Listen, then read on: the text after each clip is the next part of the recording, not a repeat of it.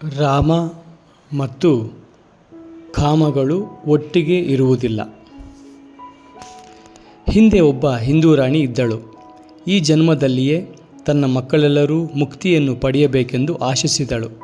ಅದಕ್ಕೆ ಮಕ್ಕಳ ಮೇಲ್ವಿಚಾರಣೆಯನ್ನೆಲ್ಲ ತಾನೇ ವಹಿಸಿಕೊಂಡಳು. ಆ ಮಕ್ಕಳನ್ನು ತೂಗುತ್ತಿದ್ದಾಗ ತತ್ವಮಸಿ ತತ್ವಮಸಿ ಅಂದರೆ ನೀನೇ ಅವನು ನೀನೇ ಅವನು ಎಂದು ಹಾಡಿ ಮಲಗಿಸುತ್ತಿದ್ದಳು. ಅವರಲ್ಲಿ 3 ಸನ್ಯಾಸಿಗಳಾದರು. ಆದರೆ 4ನೆಯವನನ್ನು ರಾಜನನ್ನಾಗಿ ಮಾಡುವುದಕ್ಕೆ ಬೇರೆ ಕಡೆ ಕರೆದುಕೊಂಡು ಹೋದರು.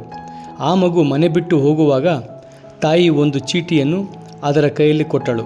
ನೀನು ದೊಡ್ಡವನಾದ ಮೇಲೆ ಇದನ್ನು ನೋಡು ಎಂದು ಹೇಳಿದಳು.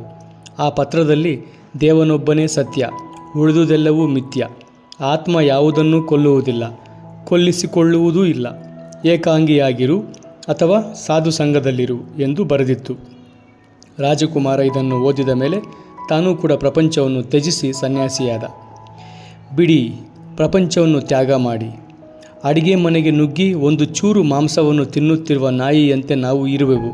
ಪ್ರತಿ ಕ್ಷಣವೂ ಸುತ್ತಲೂ ಅಂಜಿಕೆಯಿಂದ ನೋಡುತ್ತಿರುವೆವು. ಯಾರಾದರೂ ಬಂದು ನಮ್ಮನ್ನು ಹೊರಕ್ಕೆ ಒಡೆದು ಅಟ್ಟಿಸುವರೋ ಎಂದು ಹೆದರುವೆವು. ಅದರ ಬದಲು ರಾಜನಾಗಿ ಈ ಪ್ರಪಂಚ ನನಗೆ ಸೇರಿದ್ದು ಎಂದು ಭಾವಿಸಿ. ನೀವು ಇದನ್ನು ಬಿಡಿ. ಇದು ನಿಮ್ಮನ್ನು ಬಂಧಿಸದೇ ಇದ್ದರೆ ಮಾತ್ರ ಇದು ಸಾಧ್ಯ. ಹೊರಗೆ ಇದನ್ನು ಬಿಡಲು ಸಾಧ್ಯವಿಲ್ಲದೇ ಇದ್ದರೂ ಮನಸ್ಸಿನಲ್ಲಿ ಆದರೂ ಅದನ್ನು ತ್ಯಜಿಸಿ. ನಿಮ್ಮ ಹೃದಯಾಂತರಾಳದಿಂದ ಇದನ್ನು ಹೊರಗೆ ಅಟ್ಟಿ ವೈರಾಗ್ಯವನ್ನು ಅಭ್ಯಾಸ ಮಾಡಿ.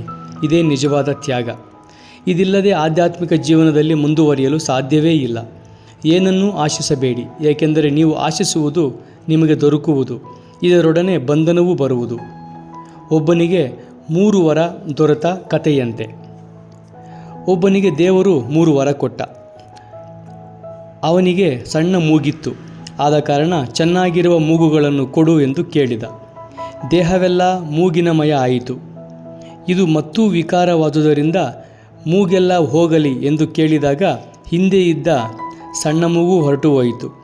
ಈಗ ಚೆನ್ನಾಗಿರುವ ಮೂಗನ್ನು ಹಿಂತಿರುಗಿ ಕೇಳಿದರೆ ಜನರಿಗೆ ಅವನಿಗೆ 3 ವರ ಸಿಕ್ಕಿದುದು ಗೊತ್ತಾಗಿ ತನಗೆ 3 ವರ ಸಿಕ್ಕಿದ್ದರೂ ತನ್ನ ಸ್ಥಿತಿಯನ್ನು ಉತ್ತಮಪಡಿಸಿಕೊಳ್ಳಲಾರದೆ ಬರೀ 1 ಮೂಗನ್ನು ಮಾತ್ರ ಪಡೆದನು ಎಂದು ಹಾಸ್ಯ ಮಾಡುವರೆಂದು ಹಿಂದಿನ ಸಣ್ಣ ಮೂಗೇ ಬರಲಿ ಎಂದು 3ನೆಯ ವರವನ್ನು ಕೇಳಿದನು.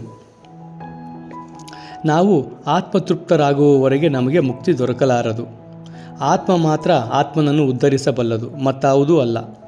ನಾವೆಲ್ಲ ಒಂದೇ ಎಂಬುದನ್ನು ಅರಿಯುವುದಕ್ಕಾಗಿ ಇತರರ ದೇಹಗಳಲ್ಲಿಯೂ ನಾವೇ ಇದ್ದೇವೆ ಎಂದು ಭಾವಿಸಿ ಉಳಿದವುಗಳನ್ನೆಲ್ಲ ಗಾಳಿಗೆ ಎಸೆಯಿರಿ. ಒಳ್ಳೆಯದೋ ಕೆಟ್ಟದ್ದೋ ನಿಮ್ಮ ಕರ್ಮಗಳನ್ನೆಲ್ಲ ಹೊರಗೆ ಎಂಜಲಿನಂತೆ ಉಗುಳಿಬಿಡಿ. ಅವುಗಳನ್ನು ಕುರಿತು ಯೋಚಿಸಬೇಡಿ. ಮಾಡಿದ್ದು ಆಗಿ ಹೋಯಿತು.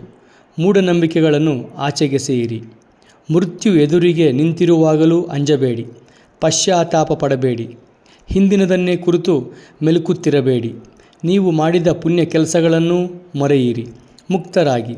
ದುರ್ಬಲರು, ಅಂಜುಬುರುಕರು, ಅಜ್ಞಾನಿಗಳು ಎಂದಿಗೂ ಆತ್ಮನನ್ನು ಪಡೆಯಲಾರರು. ನೀವು ಮಾಡಿದ್ದನ್ನು ಅಳಿಸುವುದಕ್ಕೆ ಆಗುವುದಿಲ್ಲ. ಅವುಗಳ ಫಲ ಬರಲೇಬೇಕು. ಅದನ್ನು ಧೈರ್ಯದಿಂದ ಎದುರಿಸಿ. ಆದರೆ ಅದೇ ಕೆಲಸವನ್ನು ಮತ್ತೊಮ್ಮೆ ಮಾಡದಂತೆ ನೋಡಿಕೊಳ್ಳಿ. ಎಲ್ಲ ಕೆಲಸಗಳ ಜವಾಬ್ದಾರಿಯನ್ನು ಭಗವಂತನಿಗೆ ಅರ್ಪಣೆ ಮಾಡಿ. ಒಳ್ಳೆಯದು ಕೆಟ್ಟದ್ದು ಎರಡನ್ನೂ ಅವನಿಗೆ ಅರ್ಪಿಸಿ.